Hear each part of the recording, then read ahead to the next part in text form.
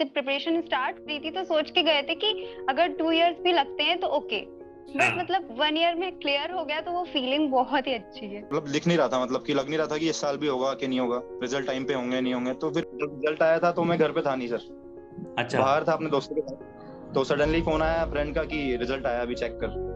तो मैंने जब फटाफट से मेरा हाथ वाथ सब शेक करने लग गया सर उस टाइम पे। एसबीआई पीओ का मॉक इंटरव्यू लिया था, तो अंकित उससे कुछ फायदा मिला था? कैसा लगा था वो इंटरव्यू? सर डेफिनेटली मेरा थोड़ा मोरल बूस्ट हुआ था सर, क्योंकि मेरे को तो बिल्कुल भी नहीं लग रहा था कि सर इंटरव्यू कुछ हो पाएगा। हाय एवरीवन, सो ये जो वीडियो है जो आप देखने जा रहे हो ये बहुत ही अमेजिंग वीडियो होगी, क्योंकि इसको मैंने बहुत ही अलग तरीके से शॉट किया है, जिसमें से 3 जो हैं वो आपके इस बार क्वालिफाइड कैंडिडेट्स हैं, एसबीआई पीओ, आईबीपीएस पीओ और अलग अलग एग्जाम निकालने वाले। एक बहुत ही स्पेशल कैंडिडेट है जो एवरेज कहीं ना कहीं हम लोग जैसे होते हैं, जिनका कहीं ना कहीं छोटे कम मार्क्स से सिलेक्शन रुक जाता है, उनसे ही बात करेंगे। आखिरी में देखिएगा कि क्या कमी रह गई या फिर क्या लगता है कि हाँ ये रिग्रेट रह गया, वो बात भी करेंगे। बाकी आप देखिए, आप वीडियो को पूरा देखिए, अच्छे से एंजॉय करोगे आप, और कॉपी पेन लेके बैठ जाइए। कुछ आपको जो भी सीखने को मिले उसको नोट करते जाइएगा। जो लोग बताएंगे, जो टॉपर्स लोग हैं, अपने सबकी अपनी अपनी स्ट्रैटेजी अलग होती है, कौन कैसे पढ़ता था, क्या पढ़ता था, तो उनको आप नोट करिए। और जो जिनका नहीं हो पाया वो भी बताएंगे, वो भी आप ध्यान सुनिएगा, ठीक है। तो आपको इस वीडियो में बहुत मजा आने वाला है। जस्ट स्टैंड स्टिल, वीडियो को 1.25 या फिर 1.5 इस पर लगा लीजिए और बैठ जाइए, और वीडियो को पूरा देखिएगा, आपको बहुत कुछ सीखने को मिलेगा, ठीक है। Watch the whole session and let's start.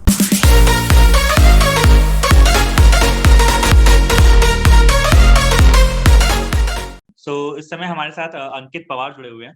और अंकित ने रिसेंटली अभी बहुत सारे एग्जाम्स, मतलब जो मेन सारे एग्जाम होते हैं वो निकाले हैं। सबसे पहले अंकित ने अभी एसबीआई पीओ का एग्जाम निकाला था, और उसके बाद अभी आपका आईबीपीएस पीओ भी निकला, आईबीपीएस क्लर्क भी निकला। और ऑल्सो मैं आप लोग को बताना चाहूंगा कि अंकित के एसबीआई पीओ में और आईबीपीएस पीओ मीन्स में दोनों में स्कोर बहुत ही अच्छे हैं। मैंने उनका स्कोर कार्ड ही में उनका देख रहा था। तो आईबीपीएस पीओ में इसमें अंकित के 121 और एसबीआई पीओ में 123.42 मार्क्स हैं। That is such a great number, बहुत ही अच्छे मार्क्स हैं मेंस में इतने स्कोर लाना। सो अंकित से थोड़ा डिस्कस करेंगे कि कैसे ये सब अंकित ने किया, ठीक है। और अंकित से हम पहले भी जुड़ चुके हैं, मैंने एक एसबीआई पीओ का मॉक इंटरव्यू किया था, तो उसमें भी अंकित आया था, तो हमारी पहली बात हो चुकी है और तभी से हम लोग जुड़े हुए हैं। हाय शैली, क्या हाल है? बहुत बढ़िया, बहुत अच्छे। आप कैसे हैं? मैं एकदम गुड। कैसी फीलिंग आ रही है? खुश हो अभी, मतलब कि कोई गिला शिकवा रह गया है अभी? नहीं, अभी तो मतलब बहुत खुश है। मतलब जब प्रिपरेशन स्टार्ट करी थी तो सोच के गए थे कि अगर 2 इयर्स भी लगते हैं तो ओके, बट मतलब 1 ईयर में क्लियर हो गया तो वो फीलिंग बहुत ही अच्छी है। ठीक है, तो इसके बाद थोड़ा सा बताओ, आप कहाँ से हो और आपको कौन सर्कल मिला है और किस रेट में आपने क्लियर किया ये? सर मैं लखनऊ से हूँ, उत्तर प्रदेश। एंड सर मुझे अहमदाबाद सर्कल मिला है, और सर मैंने ये फर्स्ट अटेम्प्ट में क्लियर कर लिया है। एक बहुत ही कॉमन क्वेश्चन बच्चे पूछते हैं कि क्या आप बचपन से कुछ टॉपर ऊपर थे, या फिर जो ऐसा आपने कर लिया, या फिर एवरेज स्टूडेंट थे और उसके बाद भी कर लिया? क्योंकि बहुत से कुछ लोगों को क्वेश्चन ये आता है कि सर मैं एवरेज हूँ, क्या मैं कर सकता हूँ, नहीं कर सकता? तो मतलब ऐसा नहीं था कि मैं बहुत ज्यादा कोई टॉपर थी, बट मैं मतलब अपने आप को अबव एवरेज ही बोलूंगी। मतलब ये था कि अपने क्लास और अपने कॉलेज की टॉपर तो थी, बट ये था कि जब बहुत सारे बच्चे वहाँ टॉपर नहीं है तो फिर आप ही टॉपर हो गए, ऐसा होता था। तब मैं टॉपर तो था बट मैं ये बोल सकता हूँ कि एवरेज स्टूडेंट को अगर मैं बताऊँ ना भाई ऐसे ऐसे कर लो, या जो एक पैटर्न एक फॉलो कर लो, तो सर कोई भी निकाल सकता है। मैंने इतना देख लिया कि चलो मैं 12 तक था कि हाँ मैं टॉपर था, 12 तक सब कुछ मेरा था। 4 साल मैंने भी कुछ नहीं किया, 4 साल नॉर्मल मैंने सब कुछ आराम से किया, मतलब इतना ज्यादा ध्यान नहीं दिया। सर मुझे लगता है जब मैं इस फील्ड में आया, बैंकिंग फील्ड में स्टार्ट जब मैंने किया, तो मैं बिगनर ही था सर। मतलब मेरे को खुद को फील हुआ कि हाँ मैं बिगनर ही हूँ और मैं सब कुछ खुद से ही कर रहा हूँ, सारी चीजें मैंने खुद से देखा, किसी ने गाइड किया नहीं। यूट्यूब पे आप लोग मिल गए तो बस उसका थोड़ा गाइडेंस शुरू हो गई थी। तो सर ये है कि आप मतलब इतना मानता हूँ। अच्छा, तो एक बात मुझे और बताओ कि इस पूरी प्रिपरेशन में लगभग आपको टाइम कितना लगा, मान लो? तो मैंने दिसंबर 2020 में सोचा था कि अब मुझे प्रिपरेशन करनी है। फिर मैंने एक आईबीपीएस क्लर्क उस टाइम पे आया था, उसको एग्जाम दिया था। तब मेरा कट ऑफ से मतलब 20-25 मार्क्स मतलब कम थे। तो मुझे लगा कि अब मुझे थोड़ी सीरियस प्रिपरेशन अब करनी चाहिए। तो सीरियस प्रिपरेशन मैंने फिर जनवरी से स्टार्ट कर दी। तो जनवरी से लेके फरवरी, मतलब 1 साल में आपने निकाल दिया, ये तो बहुत ही अच्छा माइलस्टोन है। आप एक बात बताओ कि आपको क्या लगता है कि आपने 1 साल में से क्या डिफरेंट किया, जिसको बोलते हैं टॉपर्स का सीक्रेट क्या है? आपने ऐसा डिफरेंट क्या किया जो कई बार क्या होता है, लोग टाइम लग जाता है? तो मैंने मतलब जब स्टार्ट करी थी प्रिपरेशन तो पढ़ाई कम करते थे, यूट्यूब पे वीडियोस ज्यादा देखते थे, सबकी जर्नी देखते थे, कैसे किसी ने किया, क्लियर किया, क्या क्या किया उसमें। तो मतलब जैसे होता नहीं है कि हम लोग गलती ये हो जाती है मेंस की प्रिपरेशन नहीं करते, तो ये सबसे बहुत सुना, तो उन सब चीजों को अप्लाई किया कि प्री की प्रिपरेशन अलग नहीं, मेंस की अलग नहीं। प्री की करी, स्टार्टिंग में करी, 2-3 मंथ्स करी, अप्रैल आते ही मेंस की भी स्टार्ट कर दी। मतलब ज्यादा मतलब हम लोग गलत डायरेक्शन में प्रिपरेशन अगर स्टार्ट ही करेंगे तो थोड़ा फिर टाइम लग जाता है। वैसे तो सर टॉपर्स देखो कुछ अलग नहीं करते सर, सभी एग्जाम क्लियर करने के लिए प्रिपरेशन करते हैं।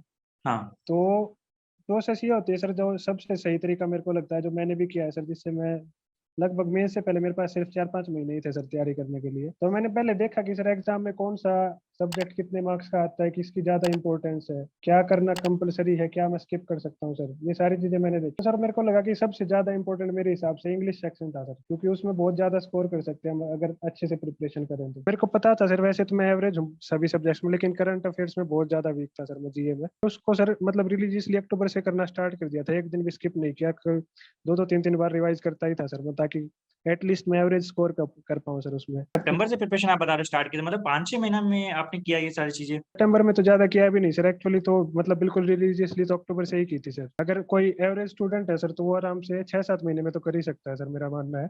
फेलियर तो देखने ही पड़ते हैं सर, फेलियर तो मैंने भी काफी देखे हैं, तो फेलियर तो देखने ही पड़ते हैं। 1% लोग होते हैं जो एक ही बार में निकल जाते हैं, बाकी 98% को थोड़ा 11 प्री और मेंस एक साथ निकाले हैं इस बार। तुमने? तो इसके पहले सारे फेलियर, हाँ उसके पहले सारे फेलियर थे, भी 11 एक साथ निकाले। गिनीज वर्ल्ड रिकॉर्ड में तुम्हारा नाम भेजना पड़ेगा मुझको लगता है। कंसिस्टेंसी सबसे बड़ी चीज है बैंकिंग के पेपर में। अगर किसी को बैंक का पेपर निकालना है तो हम्म। डेली उसको अगर ऐसा 5 से 6 घंटे पढ़ रहा है, किसी का होता है कि 5 घंटे में पूरा कवर हो जाता है, किसी का होता है कि 10 घंटे में भी नहीं होता है, तो सबका वो अलग अलग टाइम है। अब मुझे एक बात और बताओ कि जैसे आपने एक साल में पूरा प्रिपरेशन किया, राइट, तो इस एक साल में मतलब आपने जैसे एक नॉर्मल तरीका होता है कि पहले सिलेबस खत्म किया, फिर मॉक्स लगाया, उसके बाद रिवीजन साथ में किया, Yes. कुछ इस तरह से किया कि स्टार्टिंग से ही मॉक्स लगा रहे थे, सिलेबस कर रहे थे पैरेलली, किस तरह से आपने, आपकी क्या स्ट्रेटजी थी? सर मेरी स्ट्रैटेजी ऐसी थी, बिल्कुल स्टार्टिंग से क्या कहते हैं बेसिक पढ़ा, रीजनिंग क्वांट दोनों का बेसिक पढ़ा, उसके Okay. बाद मॉक्स दिए। मतलब मॉक्स से तो पहले बहुत ही डर लगता था, उसमें कम मार्क्स देख करके बहुत ही कॉन्फिडेंस लूज होता था कि ऐसी फीलिंग आती ही है। तो वही होता था कि तो पहले यही किया, पढ़ लिया, अच्छे से बेसिक्स क्लियर किए, अलग से क्वेश्चंस पहले पीडीएफ्स लेके बहुत सारे सॉल्व किए, देन मॉक्स पे आए। फिर भी मॉक्स में मार्क्स नहीं अच्छे आते थे स्टार्टिंग में, फिर भी, लेकिन जब मॉक्स से स्टार्ट करे तो फिर मॉक्स बंद नहीं किए, फिर वो देते ही गए। सिलेबस मतलब पूरा खत्म कर लिया था, फिर मतलब चल रहा था ये कि सिलेबस भी आप साथ में थोड़ा बहुत करते रहते, कर रहे थे? तो सिलेबस मैंने पहले ही खत्म ही कर दिया था पूरा, पूरा तभी खत्म कर मॉक्स लिया था। स्टार्ट किए थे। शॉर्ट तो जैसे क्विजेस टाइप के होते थे वो तो सिलेबस के साथ होते थे, बट फुल लेंथ मॉक नहीं देते थे पहले। मैं शुरू किए 1-1.5 महीने सर सिर्फ और सिर्फ सिलेबस ही किया, मतलब बहुत ज्यादा मैं वीडियोस देखता था। अभी मैंने सिलेबस करना ज्यादा प्रेफर किया सर उस टाइम, क्योंकि और कुछ तो था ही नहीं सर करने को, मॉक टेस्ट में लगा नहीं सकता था, कुछ आता नहीं सर। 1-1.5 महीने में मैंने सारा सिलेबस खत्म कर दिया था क्वांट्स और रीजनिंग का। उसके बाद फिर प्री आ गया था सर, अक्टूबर खत्म ही हुआ था, तो नवंबर में सिर्फ प्री के लिए मतलब थोड़ा स्पीड इंप्रूव किया सर। तो अब एक बात बताओ, ये बहुत ही इंपॉर्टेंट क्वेश्चन मैं पूछ रहा हूँ, जब आप प्रिपरेशन करते होगे तो मान लो कभी कभी वीडियो देखते होगे, तो कभी आपने सोचा था कि आप द कंटेंट गाइड चैनल पे यहाँ पे कैसे इंटरव्यू दे रहे होगे? एक विश होती है पहले कि एग्जाम क्लियर करना है, उसके बाद हाँ। सेकंड विश यही होती है कि इंटरव्यू देना है। तो मजाक कर रहा हूँ, मेरा कुछ भी ऐसा हो नहीं था, मजाक कर रहा हूँ। सर अभी तो मैंने तो जब अपने मॉक इंटरव्यू लिया था ना सर पिछली बार, हाँ हाँ, मैंने तो अरे तब भी नहीं मजाक कर रहा सोचा था था। सर आप हाँ, हमने एक के लिए मेरे SBI को का मॉक सिलेक्ट इंटरव्यू करें। लिया था, तो अंकित उससे कुछ फायदा हाँ मिला था? कैसा लगा था वो इंटरव्यू? सर डेफिनेटली मेरा थोड़ा मोरल बूस्ट हुआ था सर, क्योंकि मेरे को तो बिल्कुल भी नहीं लग रहा था कि सर इंटरव्यू कुछ हो पाएगा, हाँ, जब लेकिन आप फिर आए तब थे तो आपने आपने यही बात बोली थी कि हाँ सर मुझे लग नहीं रहा कि मेरा हो पाएगा, मैं वहां पे बैठ पाऊंगा, हाँ शिवरिंग करूंगा, थोड़ा नर्वस हो जाता फर्स्ट हूँ। टाइम दे रहा था सर मैं, बिल्कुल ही। अच्छा, वो भी फर्स्ट टाइम था जो हाँ हम लोग ने लिया था मतलब? हाँ फर्स्ट टाइम ही था सर। नहीं सर, कभी नहीं सोचा मैंने सोचा भी नहीं था कि मैं आपसे बात भी करूंगा। अरे बस आप मजाक फॉलो कर रहा करता था, था। मैंने आज तक मैंने सर एक भी कमेंट नहीं किया किसी वीडियो पे। अरे मजाक कर रहा था, मजाक कभी कर भी। रहा था मतलब। नहीं यार, मुझे तो ये था दिमाग में कि बात करनी कई लोग से मुझे, क्योंकि कुछ लोग जो है, देखो एक होता है ना कि कुछ लोग देखते रहते हैं, सीखते रहते हैं, वो भले कमेंट नहीं करते या फिर जो भी चीजें, लेकिन उनके सर मैं दिमाग में चलती रहती बताता चीज। नहीं था, मैं बताता नहीं था कि भाई मैं आपको फॉलो कर रहा हूँ सर, आपको डेली देख रहा हूँ।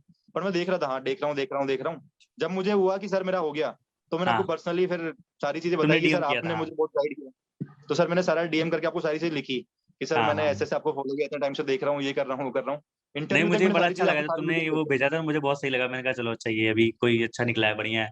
और तुमने बताया तुमको सर्कल भी मेरा अहमदाबाद वाला मिला है, ये सुन हाँ के सर, मुझे और अच्छा लगा। मैं देखता था ना आपके वीडियो, देखता था कि आप अहमदाबाद सर्कल में हो, तो मैंने हम्म। बताया आपको कि सर मुझे भी अहमदाबाद में है। तो अभी शरी, मैं 4 चीजें पूछूंगा आपसे, बेसिकली 4 सब्जेक्ट के Yes, बारे में। sir. सबसे पहले आप मुझे ये बताओ Yes. कि आपने जनरल अवेयरनेस किससे की है? तो मैंने जनरल अवेयरनेस के लिए सिर्फ अफेयर्स क्लाउड ही किया, क्योंकि ज्यादा सोर्सेज मुझे फॉलो करने में मतलब बहुत प्रॉब्लम होती थी। तो मैंने ज्यादा सोर्स मतलब सुने थे, लोग कहते थे कि अगर सब कुछ कवर करना है तो ज्यादा कोर्स फॉलो करूं, बट नहीं हो पाता था। अफेयर्स क्लाउड खुद में ही एक बहुत ही अच्छा कंटेंट वो पास देते सोर्स। हैं, बहुत सारी न्यूज वो कवर कर लेते हैं। वीडियो कंटेंट उनका पहले देख के फिर उनका पीडीएफ्स। अच्छा, पहले आप वीडियो करते थे फिर पीडीएफ करते थे? अगर बैंक एग्जाम के जीए सेक्शन की बात करें ना सर, तो दो ही चीजें आती है, करंट अफेयर्स और बैंकिंग अवेयरनेस। स्टैटिक जीके को स्किप कर सकते हैं, उसका बाय चांस एक आधा क्वेश्चन आता है सर कभी कभी। बैंकिंग अवेयरनेस सर मैंने शुरू में ही कर ली थी, मैं बताया ना जैसे सिलेबस कर रहा था उसी टाइम मैंने साथ साथ बैंकिंग अवेयरनेस कंप्लीट कर ली थी, ताकि मैं करंट अफेयर्स अच्छे से समझ पाऊँ बैंकिंग के बारे में, नेगेटिव चीज ना बने ताकि कोई करंट अफेयर्स के कारण मेरा सिलेक्शन रुक जाए। हाँ, वीडियो कोर्स था सर, मैं कपिल काठपाल सर को फॉलो करता था ना, हाँ, तो वहां से मैंने उनकी वीडियो से किया था, और फिर मैं पीडीएफ से उन्हीं की पीडीएफ से रिवाइज करता था, कोई और सोर्स मैंने नहीं लिया। ये अंकित आप बहुत सही चीज बता रहे हो। जैसे मान लो कि अगर लिमिटेड टाइम में हाँ। आपको तैयारी करनी है, तो आप अपनी वीकनेस और स्ट्रांगनेस को पहचान लो कि जो वीकनेस है तो हाँ। ठीक है, उसको हल्का हल्का करते रहो काम चलाने के लिए, लेकिन जो स्ट्रांग चीज है उस पर हाँ। काम करके अपना सिलेक्शन निकालो, क्योंकि हाँ। सिर्फ सिलेक्शन लेना है, आपको किसी चीज में मास्टरी नहीं करनी ना, राइट? बिल्कुल सर। सर आपने इसलिए बताई थी होती है हॉलीवुड की एक पीडीएफ थी, वो एसबीआई के लिए निकाली थी उन्होंने, उसमें 700-800 क्वेश्चन थे, तो आपने कहा था कि जिनको अगर कम कवर हुआ है तो उनको पूरा पढ़ लेना। हाँ एंड तो में मैंने वो पीडीएफ दोनों पढ़ ली, पूरी पढ़ ली सर, मैंने कुछ नहीं छोड़ा। आप मुझसे पूछोगे ना आज भी क्यों क्वेश्चन था तो मैं आंसर बता दूंगा। और पजल्स को आपने कैसे सीखा, मतलब पजल्स पे आपने कमांड कैसे किया? पजल्स पे कमांड ऐसे स्टार्ट जब की तो बेसिक प्री लेवल पजल्स करी, तो उसके लिए अंकुश सर को ही फॉलो किया, क्योंकि मतलब Okay. समझ में भी उनसे ही आता था। बट ये होता था करते थे तो लगता था स्पीड आई नहीं, मतलब बहुत दिन Okay. तक यही कंटिन्यू था, 3-4 महीने यही था कि ऐसा लगता था स्पीड नहीं आई, स्पीड नहीं आई। फिर Time अपने आप लगता को चैलेंज करने की कोशिश करी कि चलो एक दिन में अब 50 पजल करते हैं, और दिन में Okay. सिर्फ पजल ही पजल करेंगे। जब ऐसे ऐसे चीजें मैंने करना स्टार्ट की तो अचानक से लगने लगा अरे हाँ स्पीड आ गई। मतलब ये चेंज अच्छा। ऐसे ज्यादा करके, किसी चीज की बहुत ज्यादा प्रैक्टिस करके, फिर धीमे धीमे Okay. सर पजल्स में जैसे मैंने सिलेबस किया ना सर, तो मैंने एक कोर्स फॉलो किया था सर अंकुश लांबा सर का, वो पूरा पजल्स का कोर्स था सर, उसमें लगभग 30-40 वीडियोस थी, वो किया ना मैंने, तो मेरे मतलब सारी पजल्स लगभग मैं बनाने लगा था, लेकिन स्पीड नहीं थी बिल्कुल भी। मेरा प्री में कभी ज्यादा स्कोर अच्छा रहा भी नहीं सर, मैं मॉक टेस्ट देता था 60-70 के आसपास ही रहता। हाँ सर, पजल्स का ऐसा था कि पजल्स मतलब शुरू से ही स्ट्रांग थी सर, मतलब अच्छा, कॉलेज में था तो एक फ्रेंड था, वो केट की तैयारी कर रहा था, कैट की, तो हाँ, तो थोड़ा वहाँ हाँ बैठे रहते थे हम लोग, हाँ थोड़ा देखा, हाँ चल मैं कर लेता हूँ थोड़ा सा, तो पजल्स का ऐसा था कि समझ मैं जल्दी कर लेता हूँ, मतलब मुझे थोड़ा था कि हाँ अच्छा लग रहा है करना, अच्छा लग रहा है। हाँ जैसे बैंकिंग में है तो प्री की पजल तो मुझे कुछ लगती नहीं थी, हाँ मतलब एक ही फ्लो में करता था मैं हमेशा, और एक ही फ्लो में आंसर अच्छा आ गया तो ठीक है, वरना स्किप करके आगे निकल जाता था, और फिर बाद में उसको करता था। और अर्थमेटिक का ये था कि मैंने दोबारा से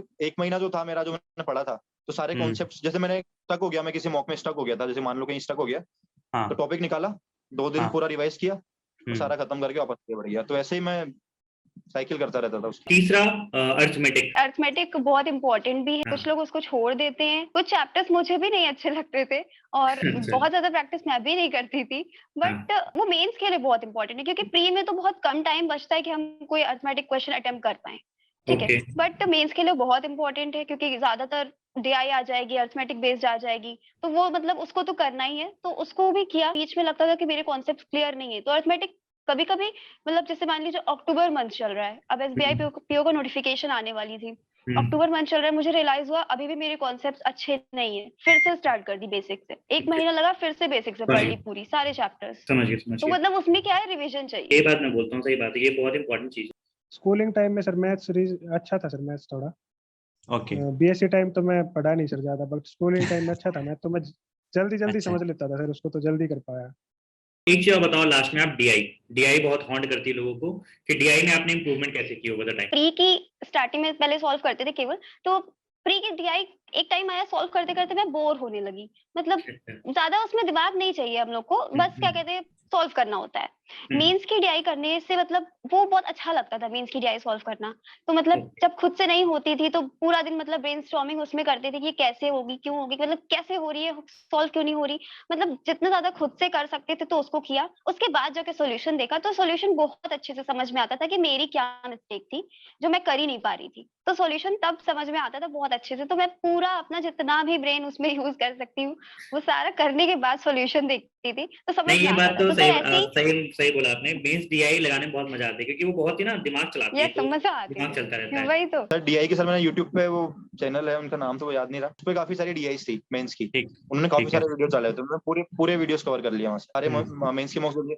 और सर बुक्स मैंने खरीदी हुई थी पर पढ़ी नहीं बिल्कुल भी, ना निकाली ना खोली, कुछ काम की मुझे लगी नहीं, वो अभी पड़ी हुई है, पूरे इतने सारी हैं, वो कुछ भेज काम की देना नहीं है, वो वैसे ही वैसे अब रखी हैं, सारा अब मटेरियल उसको ऑनलाइन पड़ा हुआ है। बच्चों उसको बच्चों को दान दे देना। मैं तो मना करता हूँ, कोई बुक्स भी मत लो। मैं सबको तो तुमने बहुत कुछ है, मतलब यूट्यूब और मॉक से कर लिया ना, यूट्यूब से कर लिया और मॉक से कर लिया ना? हाँ पूरा मैंने यूट्यूब और मॉक से किया है। डेटा इंटीग्रेशन का ऐसा था सर, जैसे कि तो जैसे जब सिलेबस कर रहा था जब तो अरिथमेटिक वाली डीआई में लगाता नहीं था सर, तो नॉर्मल डीआई करता था जो प्री लेवल के हिसाब से या फिर क्लर्क मेंस लेवल के हिसाब से आती है ना, तो उनकी मैं डेली मतलब एक तो लगा ही लेता था। अगर डेली नहीं भी हो पाता था तो मैं अल्टरनेट डे पे कर लेता था वो, क्योंकि बहुत कुछ करना होता था सर, तो डेली नहीं हो पाता था कभी कभी डीआई करना। सही बात। लेकिन मैं यूजुअली करता रहता था sir, at least clerk mains level तक की। लेकिन प्री होने के बाद फिर मैंने टोटली मेंस लेवल की डीआईज लगाई सर, अरिथमेटिक की डीआईज भी लगाई और नॉर्मल डीआई भी लगाई। अच्छा शैली, अब मुझे आप एक नेक्स्ट चीज ये बताओ कि पहली बात तो आपने कौन कौन से एग्जाम अभी साथ में दिए हैं या फिर एक्सपेक्ट कर रहे हो? मतलब जैसे एसबीआई पीओ तो आपका फर्स्ट अटेम्प्ट था, साथ में आईबीपीएस पीओ वगैरह कुछ आपने दिया? तो सबसे पहले एसबीआई क्लर्क की नोटिफिकेशन तो सर उसको दिया था, फिर वो मेरा क्लियर हो गया था।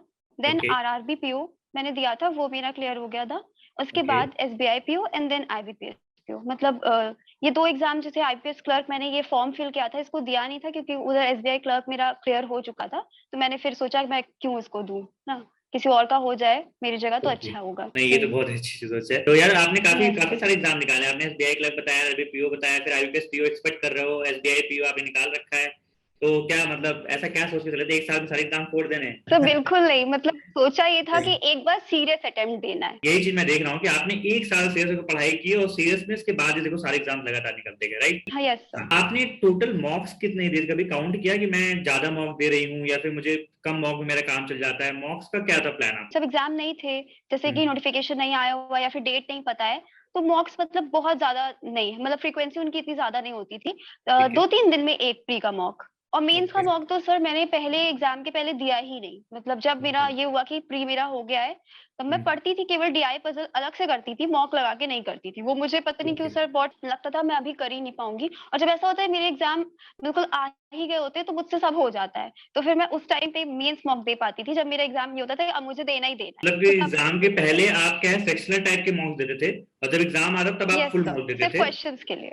Yes sir. प्री से पहले तो मैंने डेफिनेटली मॉक्स लगाए थे, लगभग 10-15 मॉक्स लगाने का टाइम मिल गया था मेरे को, क्योंकि प्री में थोड़ा प्रैक्टिस करके जाना ठीक रहता है। तो लेकिन मेंस के लिए ना सर मैंने कोई मॉक्स ऐसे मॉक की तरह नहीं लगाया, वो मैंने सबमिट करके, जैसे क्वेश्चंस प्रैक्टिस करते हैं ना, तो मैंने सबमिट करके क्वेश्चंस प्रैक्टिस किए थे। मैंने डेडिकेटेडली कोई भी मॉक ऐसे मॉक की तरह दिया नहीं मेंस के लिए। सही है, अच्छा है तरीका यार। मतलब मैं तो कहता हूँ कई लोगों को यही बोलता हूँ कि जो आपके लिए काम कर रहा है आप वो देखो, आप सबमिट करना चाहते हो सबमिट करके प्रैक्टिस कर लो, आप 3 घंटे बैठना चाहते हो 3 घंटे बैठ के कर लो, दोनों चीज चलेगा। सर मॉक्स का तो ऐसा है कि मुझे मजा आने लग गया था मॉक्स देने में। 3 महीने जब हुए थे मुझे, 3-4 महीने, तो सारा मटेरियल तो साइड रख दिया मैंने, और मेरे पास रफ रजिस्टर थे, मैंने 5 रफ रजिस्टर खत्म कर दिए। कुछ करता ही नहीं था मैं, फोन उठाया, मॉक लिया और सीधा बस देना स्टार्ट। हम डेली के डेली सर मैं प्री के 3 या 4 मॉक्स दे लेता था और मेंस के सर मैंने दो मॉक्स भी दिए एक दिन में। मेन चीज ये देखता था कि टॉपर ने कितना टाइम लिया है और मैंने कितना टाइम लिया है। उस टेस्ट का जो टॉपर था उसने क्वेश्चन में 33 सेकंड लिए, मैंने यहाँ 30 सेकंड लिए, तो मैं उसको ध्यान देता ही नहीं था कि यहाँ तो अपना कवर्ड है, ठीक है। ऐसे पजल्स होते हैं जो नहीं करते वहाँ पे, कुछ क्वेश्चन छोड़ने भी हैं। तो अंकित पहले ये बताओ कि जैसे आज 1 अप्रैल है और आज आपका रिजल्ट आया है, ठीक है, आईबीपीएस पीओ भी निकाल लिया, क्लर्क निकाल लिया, एसबीआई पीओ सब निकाल लिया, तो कैसी फीलिंग कैसी लग रही है कि एग्जाम फोड़ते जा रहे हो? वो भी तुमने सारे फर्स्ट अटेम्प्ट में किए हैं ये सारे? सर बहुत ही अच्छा लग रहा है सर। इनफैक्ट जब एसबीआई पीओ क्लियर हो गया था सर, तभी मैं मतलब बहुत खुश था सर, क्योंकि मैंने सोचा नहीं था कि कभी भी फर्स्ट अटेम्प्ट में क्लियर हो पाएगा कोई। घर वालों को कैसा लग रहा है? घर वाले खुश हैं? घर वाले भी सर, मतलब घर वालों ने तो एसबीआई पीओ हुआ था तभी बोल दिया था कि अब तो सारे एग्जाम क्लियर होंगे। घर वालों ने प्रेडिक्शन कर दिया था कि लड़का हमारा तेज है। फ्रेंड्स अपने मतलब बहुत ही अच्छे फ्रेंड्स है, तो वो तो बहुत खुश हैं, और जो नहीं होंगे अच्छे इतने उनका पता नहीं। तो फैमिली वालों का रिएक्शन मतलब बहुत अच्छा है, सब बहुत खुश है, सिबलिंग्स बहुत सपोर्टिव है, तो मतलब सब बहुत ही खुश है, बहुत ज्यादा। और मतलब उन्होंने तो पहले मोटिवेट किया था कि तुम कर लोगी, तुम कर सकती हो, तो ऐसा मत करो कि ट्राई मत करो। एकदम लाइफ चेंजिंग वाला फील हो रहा है सर, एकदम टर्निंग पॉइंट है लाइफ में। टर्निंग पॉइंट आ गया ना, सबका फोन आ रहा होगा। हाँ, पहले तो कोई सुनता ही नहीं था सर, कुछ भी बोलो कोई मानता ही नहीं था कुछ। अब तो खुद से ही कॉन्फिडेंस आने लगा कि सर हाँ मैं बोलूंगा तो मेरी बात सुनी जा रही है। और जितने भी लोग देख रहे हैं, ये बहुत इंपॉर्टेंट चीज है कि आपके लाइफ में ना, जो आप लोग कई बार पूछते हो सर कॉन्फिडेंस कैसे है, कॉन्फिडेंस पता है अचीवमेंट के बाद अपने आप, लेकिन वंस यू क्लियर लाइक एक दिन एग्जाम, आपका एसबीआई पीओ निकल गया, आईबीपीएस पीओ निकल गया, आपने एसएससी निकाल दिया, आपने आरबीआई कुछ भी निकाल दिया आपने, तो लोग आप पे ट्रस्ट करते हैं कि हाँ at least he has done it, उसने कर रखा है, बता रहा है, ये है वो है ना। सर ऐसा सर्किल था ही नहीं जो कोई परेशान हो। सर्किल भी ऐसा है कि सभी खुश हुए थे, घर वाले तो बहुत ही खुश थे, मेरे मामा, जीजू, मेरे दीदी, मम्मी हाँ। पापा खुशी तो थी एक अलग से, और सबको बहुत खुशी थी। मतलब बाकी जो लोग हैं, जलने वालों को पता नहीं, वो सामने दिखाएंगे तो नहीं, जो जलेंगे वो जलते रहेंगे। एक बात आप मुझे और बताओ, अभी क्या है कि जैसे Yes. पिछले पास्ट 2-3 ईयर्स है ना, ऑनलाइन क्लासेस बहुत ज्यादा मतलब पीक पे आ गई हैं।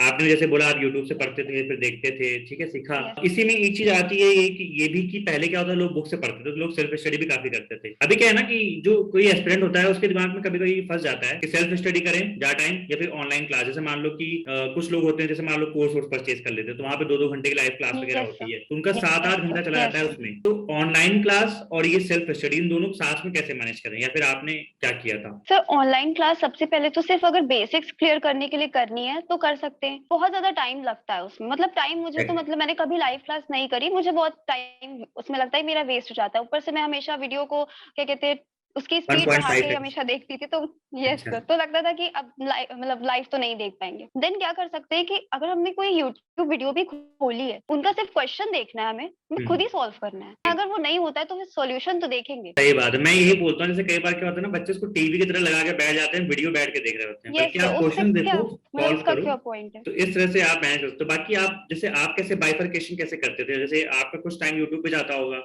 मतलब ये रात तक मुझे ये करके ही सोना है, तो मतलब ये नहीं ओके। था कि इतने घंटे पढ़ना है रीजनिंग। अगर रीजनिंग है तो इतने घंटे नहीं पढ़ना, इतने क्वेश्चन सॉल्व करने हैं, मतलब कितनी पजल सॉल्व करनी है, ये ऐसे ओके। टारगेट वाइज होता था।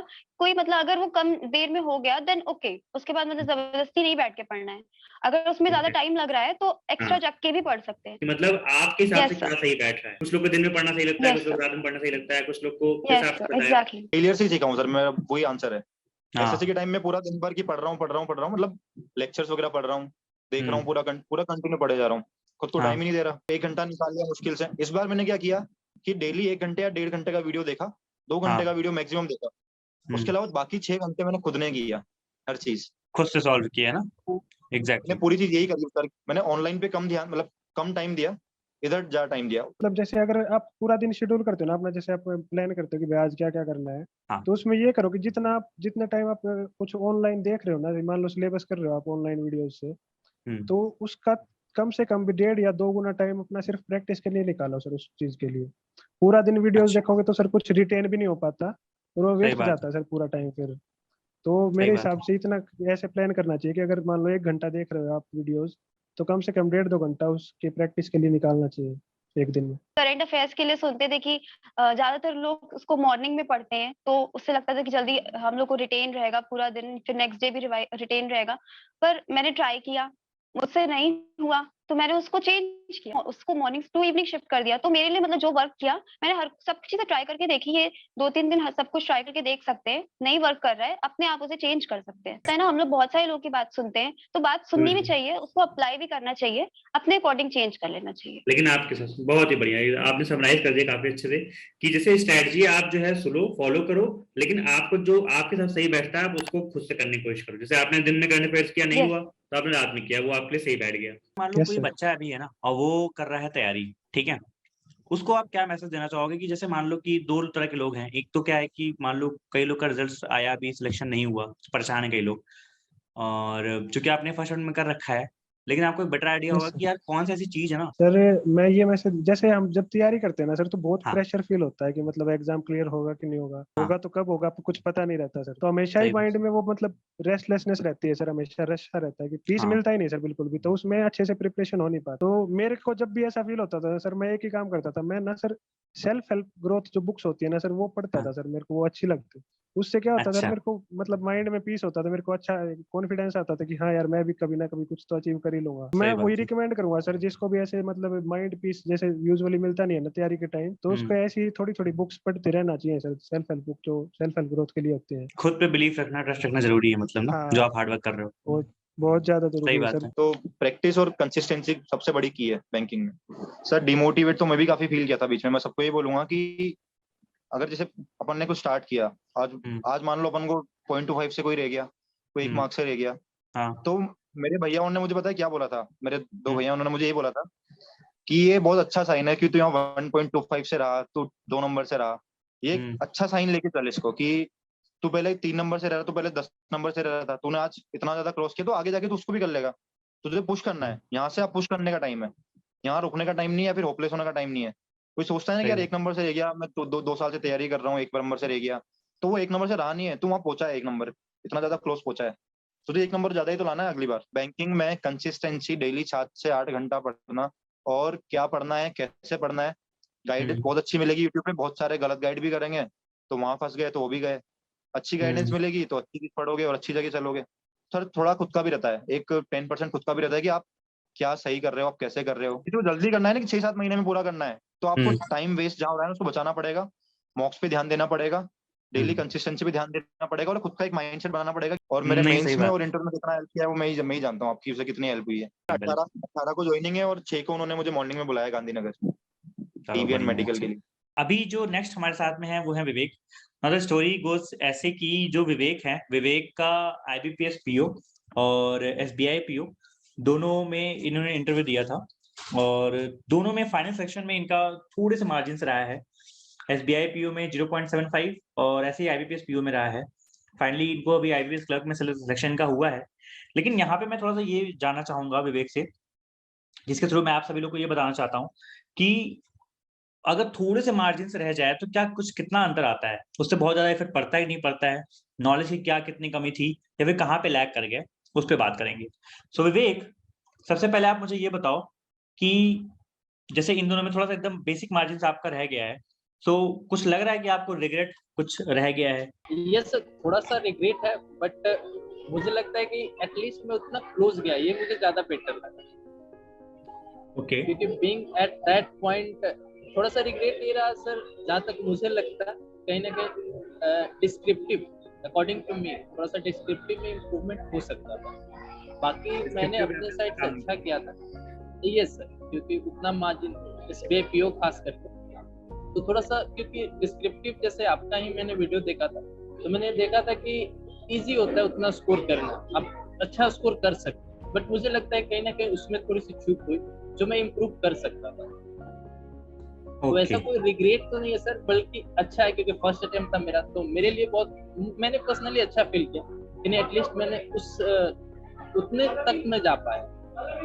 ओके। नहीं, ये तो बहुत ही अच्छा पॉजिटिव अप्रोच है आपका कि आपका फर्स्ट अटेम्प्ट था और थोड़े से मार्जिन से आप रहे। क्योंकि क्या होता है ना विवेक, कई लोग मुझसे ऐसे पूछते हैं कि सर मेरा इतने से मार्जिन से रह गया, मुझे बहुत डिप्रेस्ड फील हो रहा है, मुझे लग रहा है मुझे क्विट कर देना चाहिए, नहीं कर देना चाहिए। लेकिन आपकी बात सुन के ये लोगों को अच्छा लगेगा कि आपको एटलीस्ट ये बात समझ में आ रही है कि आप एकदम क्लोज़ थे और जहाँ पे कमी रहेगी आपको वो आपने पकड़ लिया। बाकी मुझे विवेक को एक चीज़ और बताओ कि आपको कुछ ऐसा लगता है कि लाइक आपने कुछ सिलेबस या फिर देर में स्टार्ट किया या मॉक्स में कुछ कमी रह गई, except from descriptive, is there any मतलब कंपोनेंट जिसमें आपको लगता है कि इसमें मुझे और कुछ बेटर करना चाहिए था, जो मैं नेक्स्ट टाइम इम्प्रूव, मतलब अगर मैं पूछूँ साफ-साफ कि आप क्या चाहोगे कि जब मैं नेक्स्ट ईयर पेपर दूँ, आप दोगे, तो उसमें आप किन-किन चीज़ों में इम्प्रूव करोगे एक्सेप्ट फ्रॉम डिस्क्रिप्टिव? सर वैसे अगर सेक्शनल की मैं बात करूँ तो first of all GA sir, क्योंकि जीए में वैसे स्कोर तो दिखाता नहीं, बट मैंने एक्चुअली जिस तरीके से अटेम्प्ट किया था और जैसा मैंने बाकी लोगों के इंटरव्यूज देखे थे, 30 प्लस स्कोर करना SBI PO में सही है, मतलब कर सकते हैं, ऐसा इम्पॉसिबल नहीं। मैंने इवन इंटरव्यू में ये भी सुना था कि 30-32 एक यूजुअल स्कोर हो जाता है। और जो मेरा फर्स्ट अटेम्प्ट का जो एक्सपीरियंस रहा सर, उसमें मैंने ये गौर किया कि मैंने बाकी सारे जितने एग्जाम्स मेंस के दिए थे, उसमें से one of the easiest GA section SBI PO का मिला मुझे। बहुत सारे ऐसे क्वेश्चन थे जिसके कि डायरेक्ट आंसर आते थे, तो मैं उसमें चाहूंगा first of all GA and second sir mathematics, mathematics में काम करना है आपको। क्वांट सेक्शन में। Yes sir, quant section and GA. Now एक क्वेश्चन और लास्ट पूछूंगा विवेक, ज़्यादा टाइम नहीं लेंगे आपका। जैसे कि मैंने आपको स्टार्टिंग में बताया था कि बहुत सारे ऐसे लोग हैं जिनको जो थोड़े से मार्जिन से रहे हैं, आपके जैसे मतलब काफ़ी लोग थे। जैसे मैंने जब पूछा था, तो बहुत से लोग का मेरे पास मेल आया था कि सर मैं 1 मार्क्स से रह गया, 1.75 मार्क्स से रह गया। तो एक मुझे आपका पॉजिटिव काफ़ी अप्रोच लगा, और काफ़ी लोग थे जो परेशान थे कि सर अब मुझे लग रहा है मुझसे नहीं हो पाएगा, क्विट कर दें। क्योंकि कई लोग का कुछ और अटेम्प्ट था, लाइक सेकंड अटेम्प्ट था, कई लोग का थर्ड अटेम्प्ट था। तो आप अपने हिसाब से उन लोगों को क्या मैसेज देना चाहोगे जो बहुत ही मार्जिन से रह गए हैं? जैसे आप सोच रहे हो कि चलो ठीक है, ये अच्छा है कि मैं इतने क्लोज़ आया, नेक्स्ट ईयर मैं 4 दूँगा। तो आप उन लोगों को क्या मैसेज दोगे जो बहुत ही कम मार्जिन से रह गए हैं? या फिर इस बार एग्ज़ाम में वो क्लियर नहीं कर पाए, नेक्स्ट ईयर उनको क्या करना चाहिए? क्योंकि मेरे नज़रों में ना आप एकदम इक्विवेलेंट टॉपर के सिर्फ़ 19-20 का फ़र्क आता है। डे डी पे इंटरव्यू के दिन पे कुछ भी हो सकता है। जैसे आपके साथ आपने बताया था मुझे कि आईबीपीएस पीओ इंटरव्यू में डॉक्यूमेंटेशन वगैरह में बहुत थक गए थे और बहुत ट्रैवल करना पड़ा था आपको। तो किसी दिन किस चीज़ पे क्या हो जाए मोमेंट वो किसी को नहीं पता होता और शायद उस दिन खराब हो जाए और फिर चीज़ें खराब हो जाती हैं। नॉलेज में किसी की बिल्कुल कमी नहीं है। जो टॉप किए हैं बस वो थोड़ा-सा इस साइड है और आप थोड़ा इस साइड हैं। तो आप क्या मैसेज देना चाहोगे उन लोगों को जो इस बार सक्सेसफुल नहीं हो पाए? सर मैसेज यही होगा कि जो हमारा बेसिक्स है थोड़ा सा फिर से उसको एक तरह से रिव्यू किया जाए, क्योंकि अगर हम स्मॉल मार्जिन से रह रहे हैं तो कहीं ना कहीं हमें पोटेंशियल तो है। अगर बाकी के कंपेयर में मैं देखूं तो बाकी के कंपेयर में पोटेंशियल तो है, क्योंकि सर ठीक है। मैंने पटना से प्रिपरेशन की थी और वहाँ हाँ। एक ऐसा माहौल है एसबीआई पीओ, मतलब लोग फॉर्म तक नहीं भरते, ऐसा एक फियर एक माइंड में बैठा लिया लोगों ने। बट अच्छा, मैंने वही सेम पॉजिटिव अप्रोच जो है कि एक बार रिव्यू करने की थोड़ी सी जरूरत है। लाइक अगर इंटरव्यू में हमारा मार्क्स कुछ कम रहा है तो उस पर हम काम कर सकते हैं, जो स्कोरिंग एरियाज है, क्योंकि इतना क्लोज आकर के क्विट करना सर मेरे हिसाब से बहुत बेवकूफी है। ये सही बात है। हम थोड़ा सा थोड़ा जहाँ स्कोरिंग हमारी कम रही है, जहाँ मार्क्स हमने कम स्कोर किए, वहाँ हम फोकस करके इंक्रीज कर सकते हैं और हमारा एक्सपीरियंस रहेगा तो नेक्स्ट ईयर वो यूज करके हम सिलेक्शन ले सकते हैं। ओके, समझ गया। तो विवेक ने बहुत सही बात बोली कि अगर आप इतना क्लोज आ गए हो तो आप पोटेंशियल तो आपके अंदर है, आप क्विट मत करो। बस जो चीज़ कमी रह गई लाइक जैसे आपने बोला इंटरव्यू या फिर डिस्क्रिप्टिव उस पे काम करो, प्लस बेसिक्स पे फिर से रिव्यू कर लेना, जिससे आपके बेसिक्स बने रहें ना। नहीं, अच्छा बताया आपने विवेक। सो विवेक बस यहीं पे इसको क्लोज़ करेंगे, ठीक है? और काफ़ी अच्छा लगा बात करके। मुझे ये चीज़ सुननी थी कि जो एक एक तो सब लोग वही होते हैं कि जो जो जिनका क्लियर हो जाता है, लेकिन मुझे उनका माइंडसेट भी जानना था जो कहीं न बेसिक मार्जिन्स रह जाते हैं। तो मुझे उनके पॉइंट ऑफ व्यू से भी कुछ चीज़ जाननी थी और मुझे काफ़ी अच्छा लगा बात करके विवेक आपसे, ठीक है? मतलब बहुत अच्छा लगा बात करके। Yes. बाकी आप अहमदाबाद सर्किल आइए, ज्वाइनिंग कब है आपकी? 18 अप्रैल को है। चलिए 18 को आज कभी न कभी ब्रांच या फिर एसबीआई एलडी में मुलाकात होगी, ठीक है? चलिए फिर मिलते Yes, हैं, sir. ठीक है? And thank you, Yes, it sir. Was nice talking Thank to you you. very much. 18 April को ऐसे शायद। कहाँ मिला, कौन सर्कल मिला आपको? चंडीगढ़ सर्कल है सर, फर्स्ट प्रेफरेंस ही थी मेरी। चलो बहुत ही बढ़िया, फर्स्ट प्रेफ़रेंस आपको मिल गई, जो कि बहुत ही ड्रीम होता है लोगों का, ये बहुत अच्छी बात है। Yes sir. क्योंकि मार्क्स भी आपके बहुत अच्छे हैं अंकित, मैंने देखा अंकित आपके मार्क्स बहुत अच्छे हैं, उसकी वजह से ये सफलता आपको मिली। तो अंकित यस बहुत सर। अच्छा लगा बात करके and it was nice experience और मुझे ये भी लगता है कि यार इससे आप ना लोगों को बहुत कुछ सीखने को मिला होगा। 2-4 मैसेजेस कि कैसे लिमिटेड टाइम में चीज़ों को करना चाहिए और कैसे खुद पे बिलीव यस सर। रखना चाहिए कि जो आप हार्ड वर्क कर रहे हो वो वेस्ट नहीं जाएगा। ये सब चीज़ें हैं, बहुत इम्पोर्टेंट है। बहुत अच्छा सर लगा आपसे बात थैंक करके यू, थैंक और यू सर आपसे मेरे को मतलब हाँ, ये अपॉर्चुनिटी देने के लिए कि मैं अपना हाँ। एक्सपीरियंस शेयर कर पाया।